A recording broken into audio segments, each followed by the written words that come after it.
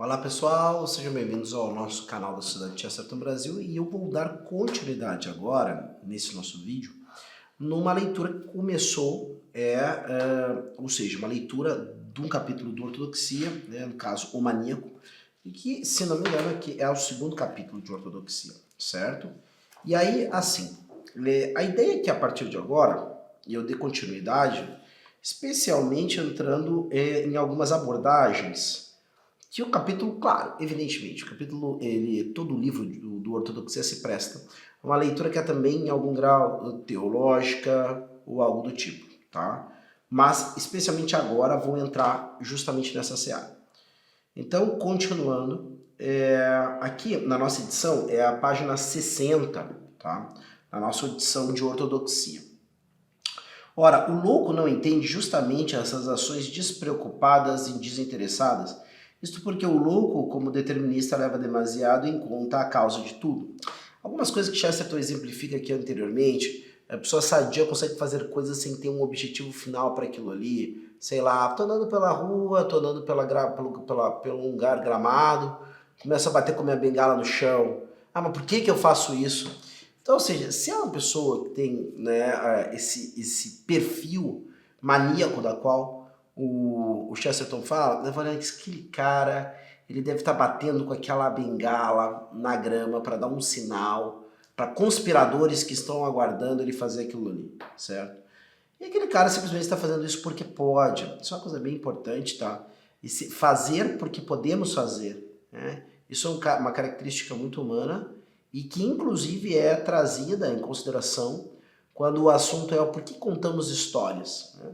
Uma das coisas que, por exemplo, Tolkien vai dizer sobre isso é contamos histórias porque podemos contar, né? Porque podemos pegar a palavra, né, a descrição grama verde, separar o verde do grama e colocar o verde num cavaleiro. E ao invés de termos apenas grama verde, agora temos um cavaleiro verde. E é irresistível para o ser humano fazer isso ele podendo. Para o louco, essas atividades vazias têm um significado de conspiração. Desse modo, ele pensará que o golpear a grama com bastão constitui um ataque à propriedade privada. Terá certeza de que o bater dos calcanhares é um sinal para algum cúmplice. Se por um instante o louco pudesse ficar despreocupado, ele ficaria ação. Todo aquele que já teve o infortúnio de conversar com uma pessoa à beira do desequilíbrio mental ou em pleno desequilíbrio sabe bem que a qualidade mais sinistra dessa pessoa é uma horrenda clareza de detalhes. Uma facilidade de conectar uma coisa a todas as outras num complicadíssimo mapa labiríntico. Quem discute com o louco está quase sempre fadado a levar a pior. Em muitos sentidos, a mente desequilibrada move-se com maior agilidade por estar livre de tudo quanto faz parte do bom senso. O louco não é atravancado pelo senso de humor, pela caridade ou pelas certezas emudecidas da experiência. O louco é tanto mais lógico quanto mais perdeu certas afeições da sanidade. Desse ponto de vista, o que comumente se diz em relação à loucura é enganoso. O louco não é o homem que perdeu a razão, mas sim o homem que perdeu tudo menos a razão. E é claro que aqui Chesterton dá de cheio, né, naquela tendência que alguns chamariam de racionalismo. Ou seja, a ideia de que todas as coisas, pelo menos todas as coisas realmente objetivas, elas podem ser explicadas através de algum silogismo racional ou através de alguma equação, um cálculo, certo? E uma vez que eu não consigo demonstrar a partir da experimentação ou, né, de uma ciência teorética, como a matemática, por exemplo, alguma coisa, e essa coisa é relativa, né? Bom, os 10 mandamentos são relativos, porque vai depender se as pessoas concordam, se elas discordam. Adultério é um conceito que talvez, né, não seja bem assim em alguma sociedade, não sei o que mais. E de fato, eu não tenho como colocar as coisas numa equação. Provar por caracteres este ou aquele desastre que o adultério, o roubo, pode causar, tá? Bom, então essas coisas são relativas. Não é nem que elas não sejam importantes, mas elas não têm objetividade. Ou seja, muitas vezes, e é claro, uma vez que eu abro a minha mente, meu coração, e abro a sociedade, as instituições sociais, para esse tipo de pensamento, é evidente que o passo seguinte é o relativismo, né? É evidente. Não tem como não. Porque se tudo que não é explicável pela razão, né, é relativo, logo, alguma das coisas, e vejam isso, Algumas das coisas mais importantes da nossa vida não são abarcadas, ou pelo menos não completamente, por um mero silogismo ou por um cálculo. E a gente pode pegar isso, se falamos no sentido da vida, da questão da morte, e da postura do homem diante do amor, ou da falta do amor, ou da rejeição do amor que lhe é concedido. Né? Como é que você coloca isso numa equação? Você não coloca. Mas qualquer pessoa minimamente sensata irá concordar que esses temas, quando trabalhados da maneira certa, são o que diferenciam uma pessoa ter uma vida satisfatória, verdadeiramente sentir-se satisfeito, e ter uma vida que toda hora está ali meio que dançando no abismo, né, da crise existencial, talvez até mesmo de algum fator deprimente que pode até desencadear uma verdadeira depressão clínica, ou mesmo então coisas mais graves, tá? E fatalmente a pessoa tem que abrir o coração dela para o fato de que não, beleza, existe mistério no mundo, existe. Isso eu não preciso nem tratar do transcendente no sentido religioso da palavra. É simplesmente perceber que, de fato, a nossa razão não consegue abarcar todos os elementos, pelo menos não com a segurança que eu gostaria. Né? Algumas pessoas gostariam de uma segurança matemática para esses temas. Algumas formas de cristianismo, inclusive, são afetados pela pretensão dessa certeza matemática. Por quê? Porque justamente, ao invés de terem mestres que corrigissem o anseio dos escrupulosos, de se sentirem salvos, de forma a terem essa certeza, assim como eu, juntando, né, duas moléculas de hidrogênio e uma de oxigênio, eu vou ter a composição química da água, vai dizer, cara, não é assim que funciona.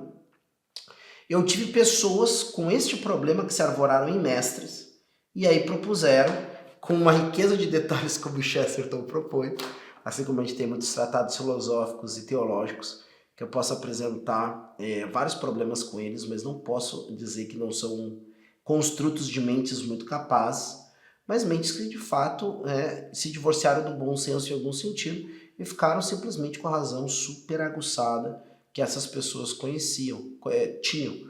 E não nos enganem, né? Não nos enganemos. Se essas pessoas não tivessem essa mente tão extraordinária, provavelmente não seriam os líderes que são para as comunidades de pensamento ao qual são uma referência. Seguindo o baile, a explicação de um louco sobre alguma coisa qualquer é sempre completa, no sentido puramente racional, quase sempre satisfatório. Ou melhor dizendo, se não chega a ser conclusiva, a explicação do louco é pelo menos irrefutável. Isso é bem importante, tá? Nós temos que, às vezes, parar para pensar se em algumas conversas que nós entramos, nós não estamos aceitando premissas que fatalmente já nos colocam no local de perda dessa discussão, certo? Ou seja, e alguém vai dizer assim, Rodrigo, mas e se essas premissas forem verdadeiras? Perfeito, você corrige sua opinião, certo? Só que o problema é o seguinte, você percebeu que aquelas premissas não são suficientes, mas mesmo assim debate ou dialoga com as pessoas em base nessas premissas, como se elas fossem suficientes. É evidente, você vai sempre sair perdendo ou parecer que está perdendo para as outras pessoas que acompanham aquele jogo. Se você faz um processo de debate com alguém e estabelece certas regras no começo e isso fica claro para todos, evidentemente você vai ficar preso a elas até o final dessa conversa. Tá? Agora você tem que perceber, né, se as premissas que você está aceitando são premissas aceitáveis, né, para o seu ponto de vista, e se não são, você também tem que responder a si mesmo por que não são. Né? Ou melhor dizendo, se não chega a ser conclusão e explicação do louco, é pelo menos irrefutável, perfeito. É o que se observa especialmente nas 2 ou 3 formas mais comuns de insanidade. Se alguém diz, por exemplo, que os homens estão a conspirar contra si, não há como argumentar, a não ser dizendo que todos os homens negam ser conspiradores, o que é precisamente o que fariam os conspiradores.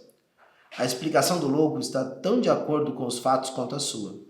Ou se um homem diz ser o legítimo rei da Inglaterra, não é uma resposta adequada dizer-lhe que as autoridades existentes o consideram louco, pois se ele fosse realmente o rei da Inglaterra, acusá-lo de louco seria a coisa mais sábia a ser feita pelas autoridades.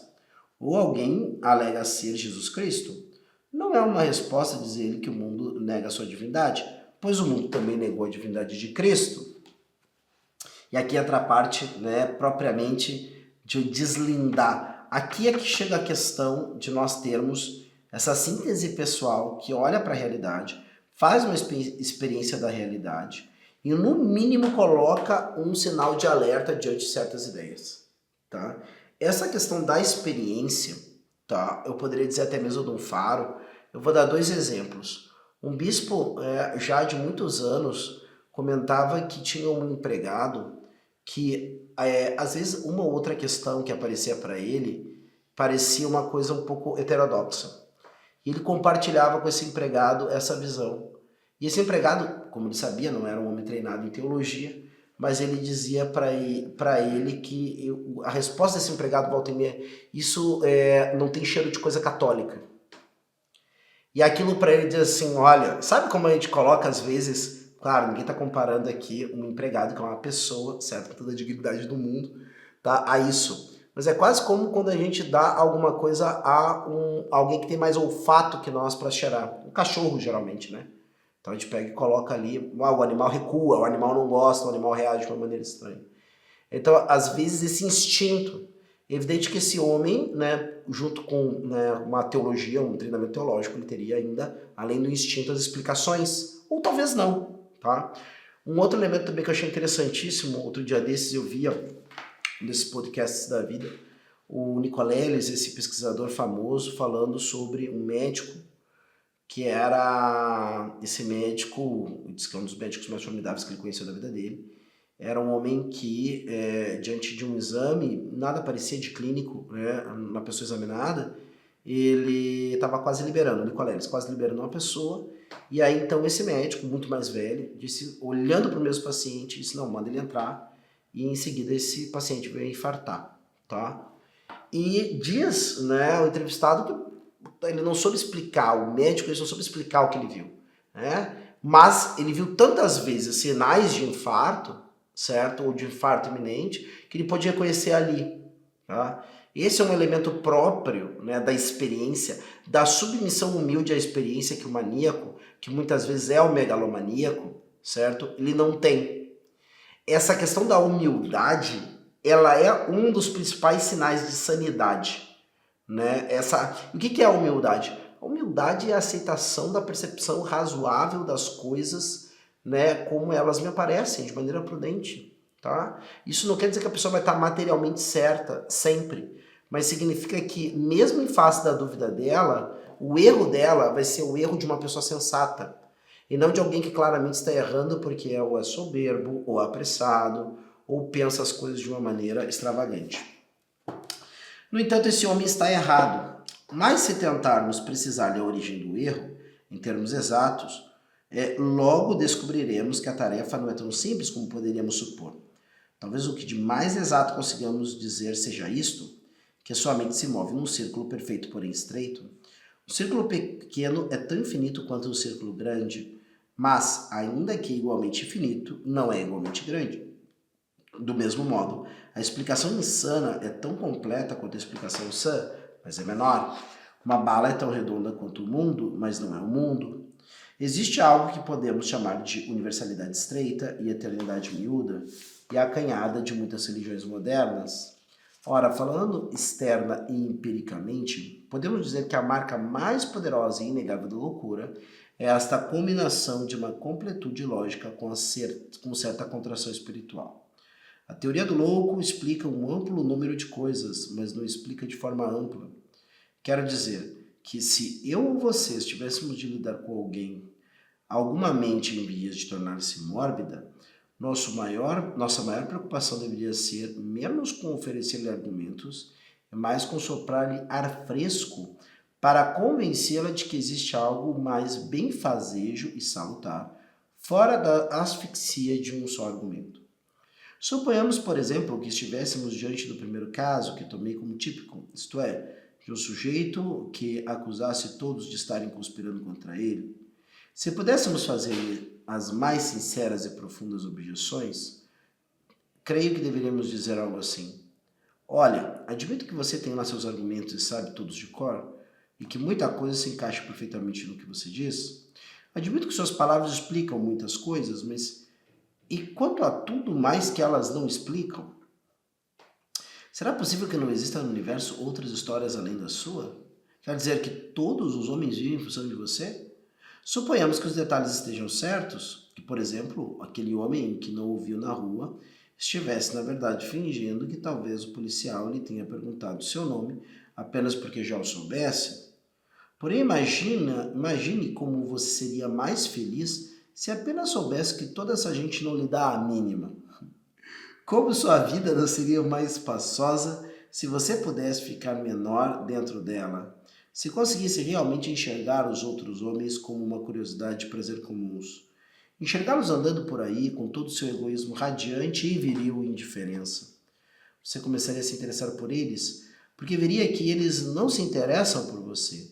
Abandonaria este seu teatrinho de mau gosto, em que seu draminha pessoal é reprisado sem parar, apenas para encontrar-se sob um céu aberto e límpido, numa rua repleta de perfeitos desconhecidos. Ou suponhamos que, em vez disso, estivéssemos diante do segundo caso, de loucura, o do sujeito que reivindica a coroa da Inglaterra. Seu impulso seria responder: tudo muito bem, talvez você saiba mesmo que é o rei da Inglaterra, mas por que se importa com isso? Faça um esforço magnífico, seja um ser humano e eleve-se acima de todos os reis da terra. Ou talvez seja o terceiro caso do louco que diz ser Cristo. Se disséssemos o que sentíramos, diríamos algo assim. Então quer dizer que você é o Criador e o Redentor do mundo? Mas que mundinho banal deve ser esse? Que triste céuzinho medíocre você deve habitar com anjos que mais parecem borboletas? Como é triste ser Deus em tais condições? E um Deus inadequado? Será realmente que não existe sua vida, não existe vida mais completa que a sua, um amor maior do que o seu? Será mesmo que em sua mesquinha e penosa compaixão que toda a carne deve depositar a sua fé? Imagine como você não seria infinitamente mais feliz, como sua presença no mundo não seria maior se o martelo de um Deus verdadeiramente grande pudesse espatifar seu pequeno cosmos, espalhasse suas estrelas como lantejoulas e o deixasse na imensidão aberta, livre, como outros homens, para olhar tanto para cima como para baixo. E há que se lembrar do seguinte: a ciência mais puramente prática compartilha a minha opinião a respeito dos males mentais. Não tenta discutir com eles como heresias, mas expulsá-los como feitiços. Nem a ciência moderna nem a antiga religião acreditam num pensamento completamente livre.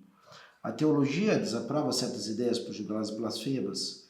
A ciência desaprova certas ideias por julgá-las mórbidas.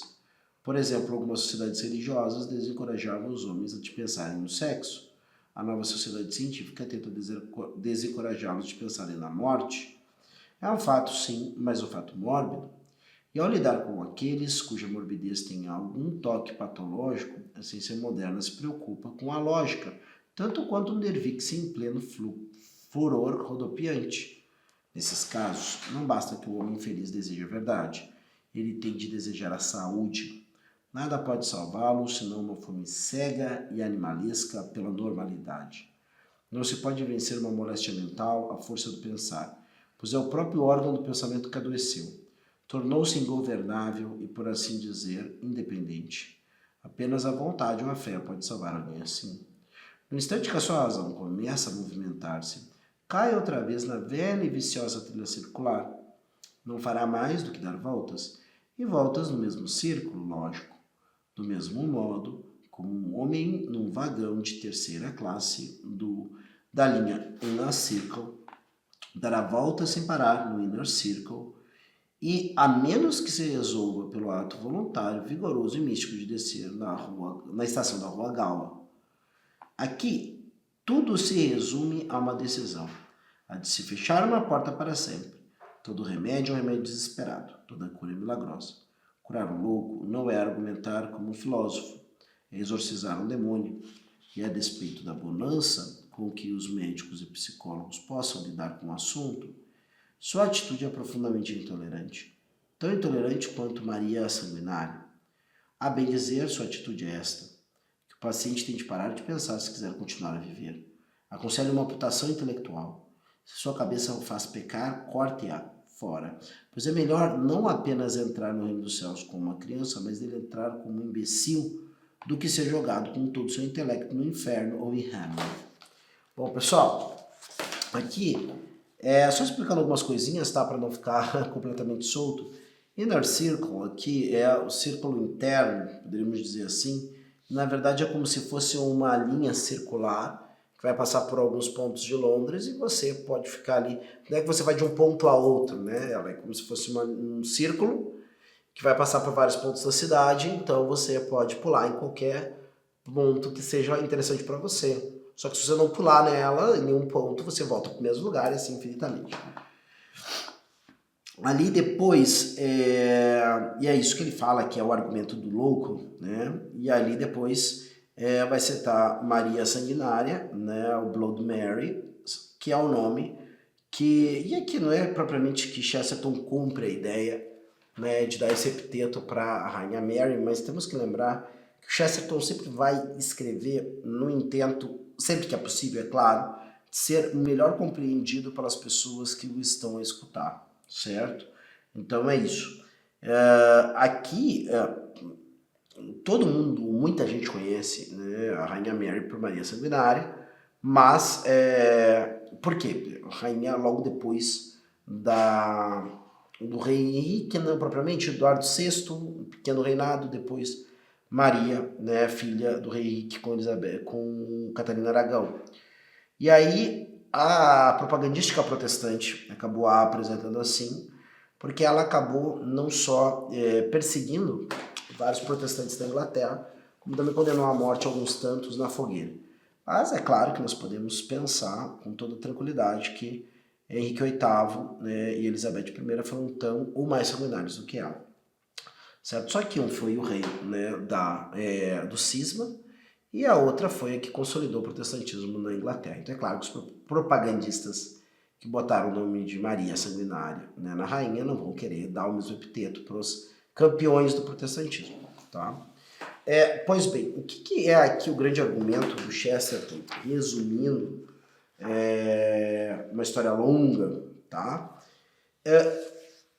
Algumas vezes, eu acho que qualquer pessoa que já lidou, né, com ambiente de estudos, ou lidou com gente que é bastante erudita, ou inteligente de uma maneira extraordinária, percebe uma certa excentricidade, né? Alguns acabam mostrando uma falta de senso na hora de falar ou fazerem certas coisas, comentários inconvenientes, atitudes sociais que ficam estranhas, canhestras. Eu nunca me esqueço, sinceridades ao qual habitualmente as pessoas não estão acostumadas, e que não é fruto de nenhuma liberdade interior, é fruto de uma falta de noção mesmo, e assim por diante. Isso, é claro, é a consequência mais banal, né, de alguém ter uma mente excessivamente racional.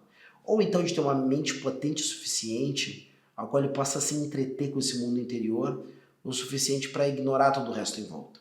Tá? E o Chesterton vai dizer justamente que a sanidade depende de um determinado momento essas pessoas pararem de querer tornar tudo matéria de uma reflexão intelectual profunda, ou então que tudo tem que passar, né, pelo crivo do intelecto. Né? Ou seja, o intelecto se alimenta de uma vontade sadia. E uma vontade sadia é aquela que realiza as coisas adequadas ao estado de vida de cada um. Né? Alguém que começa a escapar dos seus deveres de Estado, ou nem busca ter um Estado para não ter deveres, naturalmente está trilhando um caminho que vai levar ao adoecimento do intelecto. Por mais diversas formas. Não precisa nem ficar citando aqui as maneiras que isso pode acontecer. Pode acontecer das mais diversas formas, certo? Por isso que eu digo, às vezes até algumas pessoas perguntam, mas quem sabe a pessoa abre mão de casar, ou a pessoa abre mão de uma vocação, né, por exemplo, ser padre ou religioso, né, e assim por diante, para ter tempo só para estudar. Né? Se a pessoa não se compromete com nada nem com ninguém só para ter tempo de estudar e assim por diante. E olha, pode acontecer que numa outra biografia as coisas se deem dessa forma e tá tudo bem. Mas via de regra isso é um escapismo que provavelmente vai se tornar, ao invés de um potencializador da inteligência, das capacidades intelectuais da pessoa, justamente o que vai levar ao adoecimento. Assim como se nós tivéssemos um cara que tem tudo para ser um grande campeão em alguma área esportiva, mas decidisse fazer daquele esporte tudo o que há na vida dele, sem ter tempo para uma diversão, sem ter tempo para conviver com os demais, sem se permitir de vez em quando comer alguma coisa que não seja estritamente relacionada à sua dieta de esportista e assim por diante. Muito provavelmente em algum momento essa pessoa vai quebrar, de alguma forma. Como a gente vê que acontece várias vezes com mais de um esportista famoso por aí, tá? Nós precisamos desse equilíbrio. Essa que é a verdade. A verdade, ela trata também de equilíbrio. Né? Nós não somos só uma coisa, certo? Então a pessoa precisa de fato ter esse contato com uma realidade que se apresenta e com o fazer diante dela. Né? E não simplesmente ficar presa em silogismos e assim por diante, achando que a vida se resolve numa equação. A vida é um drama para ser vivido e não uma equação para ser resolvida. Certo?